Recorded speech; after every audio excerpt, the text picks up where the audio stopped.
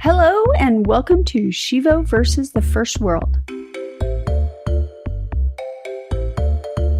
I'm Sheila D. And I am Evo Terra. You're listening to our podcast about the reverse culture shock we've experienced every day since returning to America after 3.5 years living overseas.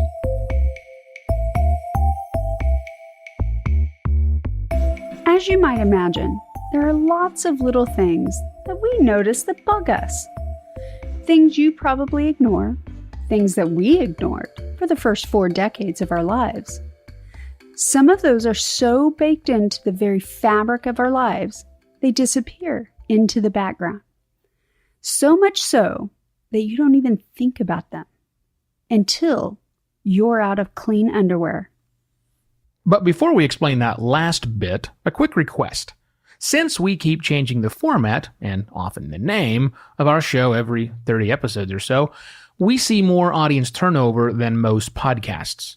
If you've made it this far into this episode, you must be a fan. Either that or your phone is stuck in your back pocket and you just can't reach it right now. Now, assuming that's not the case, would you mind taking out your phone and taking a screenshot of the app you're using to hear our voices?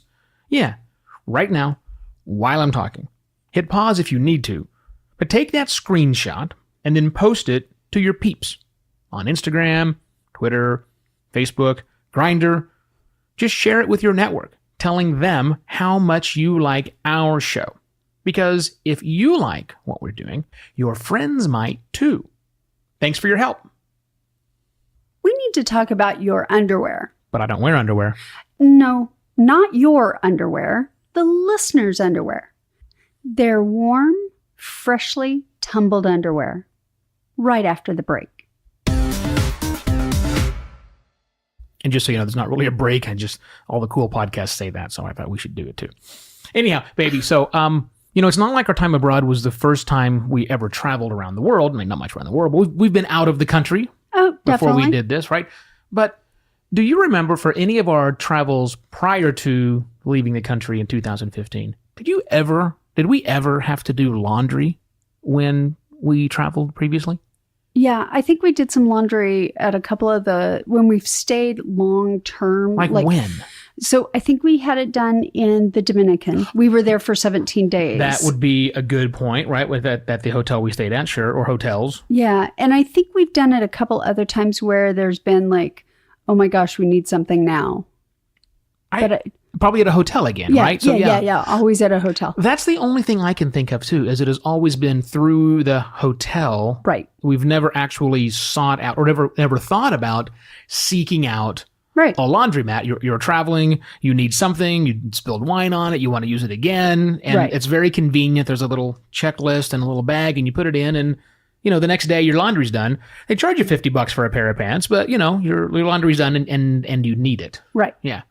Yeah, I don't think we had done it ever before when we do that. So for the most recent travels, our world travels from 2015, do you recall the first time that we did laundry during our travels? That would have been in France. Yeah, because we did laundry always. Well, we were traveling. Yeah, we had to. We left. Everything we had. So unless we just want to be dirty, smelly people, stinky all the time. Yeah, we're not doing that. We had to do laundry all the time. Yeah, that was it. It was the one that was, it was in France. Yep. And so there they did not have a dryer. Well, that was, I think, the weirdest part of it, right? So we got there like, great, we're going to do all this laundry. It's January. Right. Which means it's two things. Freezing. And damp. Right. Freezing, and it's not freezing. It is almost freezing. Right. It is like 1 degree away from freezing. So it's cold and wet the whole time we're in France. The good news is the house we stayed in, we weren't staying in hotels, staying in a house. We had a washing machine, but no dryer. No dryer. Did you recall the elaborate setup that they had in the, let's call it a laundry room, kind of the pantry area? Their drying rack with all the pulleys. Yeah. And the dowel rods. Yep. So that you could hang up an entire wardrobe full of clothes, multiple racks. And this weird pulley system to move things up and down and get it out of the way. Yeah, it was great. And we just thought it was strange because we were in this Old farmhouse. 1850s Yeah. farmhouse. And well, of course they didn't have a dryer back then. And then Right. realizing, well, but they should have them now. But we never had a dryer as we traveled. I think in Denmark we had a dryer. I'm thinking Yeah, we did. Denmark. Yeah, you're right. That's when we That's were in the Copenhagen. Only place we did. Kokkedé. Kokkedé, just outside of Copenhagen. Right, that had a dryer because Denmark, a little colder. Right. Right there on the it gets frigid out there, right? So if you hang your clothes up on a line, Right. they would be a little frozen as you come Yes. back in the next day. Yeah, so we had one there. None of the places that we stayed in the UK. Nope. Where did we hang in when we were in Knutsford? We hung them on the heater, on the radiator. Oh yeah, around the radiator. Yeah. And I think we did the same thing when we were in Sheffield, didn't we? What was the laundry situation like in Sheffield? Maybe they had a dryer. I don't remember hanging it there. But I don't remember a dryer. That's the other problem. I don't know. I don't remember. We certainly didn't have it in Thailand. No, definitely not. No one has a dryer in No. Thailand. Even when we lived there for the 2.5 Right. years of living there, we didn't have one in Thailand. Well, we didn't even have an oven there. We might have had one in Hong Kong Maybe. because I that don't- was fancy. That was fancy. That was a pretty fancy schmancy place. Yeah. Yeah. And the place that we house sat in Brisbane, they didn't have one. They had the big, like 1940s revolving outside the rack, the drying rack outside Brisbane. But they had a dryer. They did have a dryer. Why do we hang we- clothes up outside? Because we were kind of used to it at that point. Oh, they had a dryer? Mhm. Wait, they had a dryer, and I went outside and hung clothes. That seems odd that I would do that because I'm lazy. Yeah, but you also, when you get stuck in an idea, What? yeah, you're a little stubborn, and we don't need a dryer. You're right. That is a very possible scenario. I can't overlook that. Right. But anyhow, so realistically, for like 3.5 years or so, we had access to a dryer in. We could count the A number of handful days of we times, had a right. dryer on all of our digits. No Right. problem. Right. The rest of the time, Exactly. we were hanging stuff up, but now we actually have access to a dryer, and it's kind of awesome. It's very awesome. It's very nice to be able to do all of your, because you don't have to stage it. Right. You know, laundry, like, oh man, I got to do laundry tonight So that, I can have clothes, not tomorrow, the 3 next days. day. Yeah. A good 24-hour rolling period. Because you only have X amount of space on your balcony to dry something, you can't do everything. And hopefully it's not raining. Oh, exactly right. That's the other problem with Right. Bangkok. Rain all the time. Right. Yeah, so problematic.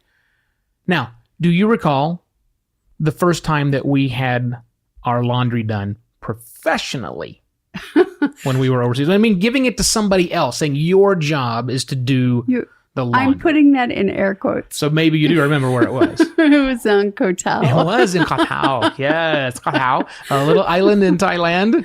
Yeah, we were there for like 2 weeks, I think. Long And, time. Yeah. We were staying in a hotel and didn't have access to Laundry laundry facilities. services. Right. Yeah. So there were, and I think I saw a sign or something like laundry, 80 baht or 40 baht per kilogram. kilo. Yeah. So that was a little more than a buck, maybe $1.50, not even that, but $1.20 Yeah. for a kilo, which is 2.5 pounds Right. of laundry. And we thought, this is great. Right. So we went to the laundromat. Wasn't really a laundromat. No. As much That's as, why those air quotes were there. as much as it was kind of somebody's house. Yeah. And that's the way laundry works in Thailand. Yeah. The person who has a washing machine hangs out a shingle and says, I'll do your laundry for you. Right. And they hand iron it all. Everything's still hung outside. I think they do a wet iron. So Oh, I maybe. think they iron the clothes dry Oh, okay. is how it works. Oh, okay. But yeah, I don't think they don't have dryers in there. Once again, they do that. Yeah. Yeah, so not the professional laundry service we are used to, but certainly somebody else's job. No, they were fine. Yeah. We got them back. They were I think they were wrapped in plastic Yes, they were. because everything is wrapped in plastic. Right. And then put inside of a plastic bag that is wrapped in another piece of plastic and there's a straw. There's probably a straw. There's probably a straw. Yeah, in that world. So yeah, one of the other challenges of doing laundry overseas, especially when we lived in Thailand. Now, you don't think about this. I mean, there is a washing machine in our condo. Yes. It works with the other, the exception of not being able to read what it's supposed to do. Right. where things are supposed to go. Everything's weird. Even the one in France is like, right. I don't understand. Where is the button that says time to dry? Well, it wouldn't say time dry, dumbass. It's in France. Right. There is something that says that, but it's in French, and you don't speak French. On that point. Yeah. That's why we never used the dishwasher in France. Because we couldn't get the damn thing working. Right. At all. And I couldn't read the instructions because they were in French. Anyhow. Back to laundry. When you do live there, you've got a washing machine, which is great, and you've got dirty clothes to put in the washing machine. Yes. The washing machine is hooked up to a water supply, but you need to put in detergent. Oh, so you go to the grocery store and you try and buy Tide. There's no Tide. They do not have Tide. They do not have the same brand of laundry detergents you are looking for. And when you are in Thailand, none of the Tide detergents are written in English.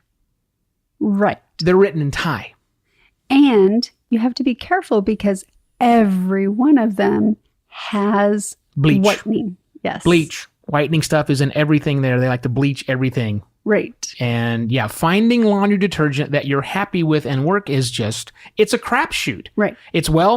There's a woman on the front of this standing in front of a washing machine, and it's got like birds and stars flying out of the washing machine. I guess that's good. Right. Let's buy that one.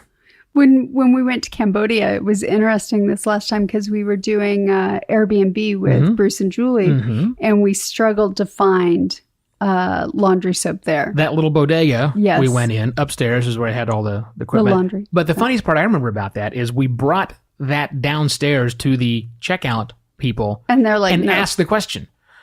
We had two things. We're not sure. Is one of these detergent? And it took like 9 of them to get together and say, I don't really know. Let's see, this looks maybe. I don't know. You ask the other person over there. Okay, we're pretty sure this is laundry detergent. Oh my God. Okay. Such a crazy amount of fun trying to figure that one out. It's a bit of a non sequitur, but I remember, and maybe you do too, the ads for laundry detergent on television. In Thailand, we didn't watch a lot of Thai TV because I was gonna say, it's in Thai, right? And again, that's about it for me in the Thai. So not a lot of Thai watching. But when you're on the subway or the BTS or other places, they had the TVs going, and their laundry commercials, all of them featured this green koosh ball looking creatures. I don't remember that. That what I think they were is it's bacteria that when Thailand's very wet. Right. And so you might have thought you got all of these bacteria out, but no, you didn't. They're still in there. And so when you get a little warm, yes, they release. You all have smelled, listener, that sweat, that soury smell when your clothes are kind of, we call it mustiness. The word, it's not musty. It's like a sour, nasty smell. Yeah, that's all over Thailand. Yeah. That is all over Thailand. But because I learned the trick. It's so damp. But I learned the trick. Yes. I learned the trick. Here's how you do it. If that happens to you guys, I learned the trick. Here is a Thai lesson I'm giving to you, listener. If you ever you left your clothes in the washer too long, you folded them before they were totally dry, and now they got that soury, stinky smell, here's what you do. Wash them again in hot water. Hot water, wash them again. Take them out of the hot water, immediately out of the hot water. As soon as it goes bzzz, take them out of the hot water and put them in the freezer. There is nothing like going to get some ice for your cup of water or whatever. Yeah. And opening up the freezer door to like 4 pairs of jeans and 2 shirts. It's just not what you're expecting, by the way. But it works. I'm telling you, it works every single time. The hot water does its part. And then when you put them in, and again, you have to put them in for at least 48 hours, 2 days. 2 days in the freezer kills that stinky bacteria smell. So the next time your favorite Loverboy concert t-shirt gets that stank on it, you fix it the Thai way. Okay. So anyway, now that we're back, is having immediate access to a full service laundromat something that you're embracing about the first world? Does it embarrass you about Western civilization? Or is it so bad that it makes you want to escape back to a developing nation? With the exception of the amazing Thai way of getting rid of the green koosh balls of stank from the Loverboy shirt. Because you have how many Loverboy shirts? I embrace the ability to wash my clothes as many times as I want throughout the day and have them dried, or just walk down to any one of the 6 different real professional laundry services that we have for actual real live dry cleaning with perfect pressing and all of these various things. I embrace it. I embrace all of it except for one thing. What? Holy crap, is it expensive here to do that? Oh, it is. It is. Yeah. So I embrace it as well. It is something that I wholeheartedly actually love for a couple of reasons.